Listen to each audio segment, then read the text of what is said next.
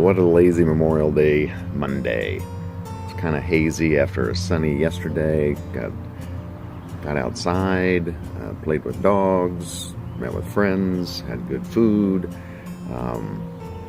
Some really simple things in life that we really appreciate. So today is kind of, I'm hearing a mower in the backyard. Tanya better not be mowing. She's sitting in the backyard reading with a blanket on with a puppy, I believe, in her lap. So I hope she's still doing that.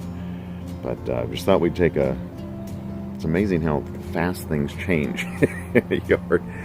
But last week we did kind of the catch up on the yard and got new plants and some things have happened. So just thought I'd show you.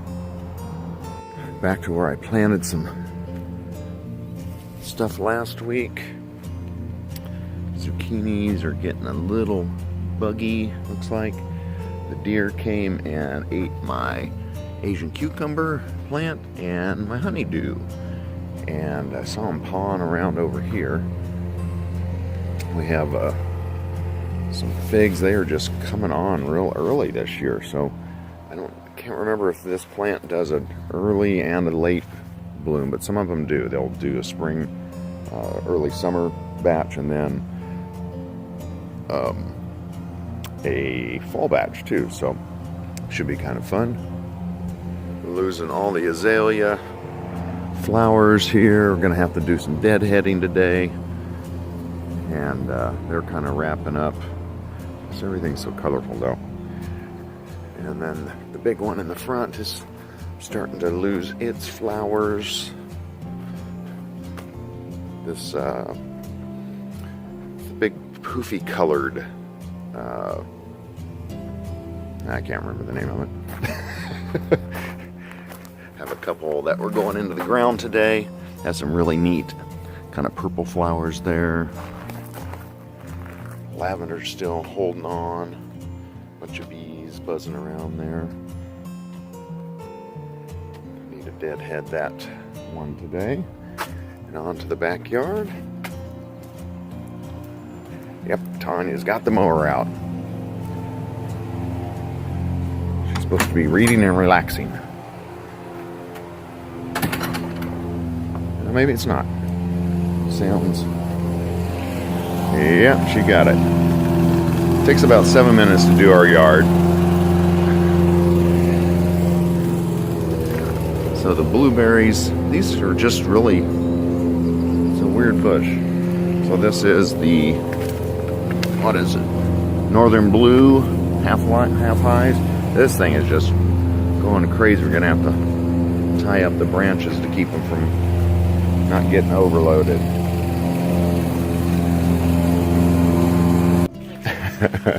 So Tanya felt a cool breeze come in. It's like, I better get on the mower.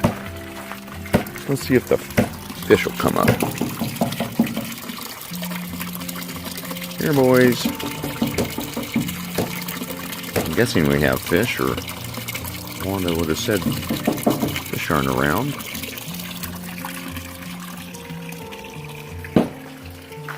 Grasses are just exploding. Tanya got one of the same plants that are up front in the ground back here, kind of filling this empty spot. Irises are still holding on. Blues are going. This plant froze, so that's coming back. I'm kind of excited about that. And then our two new trees that we put in last year, I think it was, that they're actually blooming well. Growing well, not blooming well. I'm excited about that. There's Tanya's little reading with her cup of tea. Bleeding hearts are starting to come in.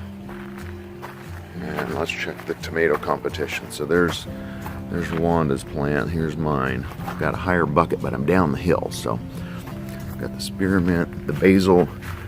You can buy basil in the grocery stores, and they usually have 5 or 6 plants in each one, so I just split the roots out and got 3 pots for $3. And then got a new heirloom tomato that's really good with kind of one of our summer specialty treats is caprese salad. So tomatoes, mozzarella, basil, And Tanya makes this really wonderful lemon oil, lemon olive oil that goes over. It's fabulous. So the basils are coming good. There's the 2 basils here. And then the pepper plants, the sriracha and the Thai pepper. So some exciting stuff. I almost forgot to check the persimmon. So here's that little, just kind of look at that every week. And we're thinking that's the fruit, or going to be the fruit. So we will find out. Here's another one right here. So this is really loaded. If those are the fruit, that's really loaded with fruit. We are mid-afternoon, Memorial Day, and got a nap in. And we are heading somewhere. We do this quite often. We're just like, let's get out of the house and we can be outside, sitting someplace. In the Pacific Northwest, there's a lot of pubs and breweries and wineries and outdoor places to go. So we're just going to figure out where we want to go and go. I'm looking for something I can't remember. Took it out of the car and then I remembered to get something. I'm not getting there. I remembered. It's our Sasquatch, or I guess it's Sasquatch up here, cribbage board. We picked up cribbage, played it a lot when I was late 20s, but we were up at a McMinim's a while back and they had a cribbage board. A couple came in and started playing. It's like, that's fun. So a lot of times we'll grab our cribbage board and go figure out where we want to play cribbage. So here's where we ended up, in Kalama on the river, playing a little cribbage, trying to remember the rules.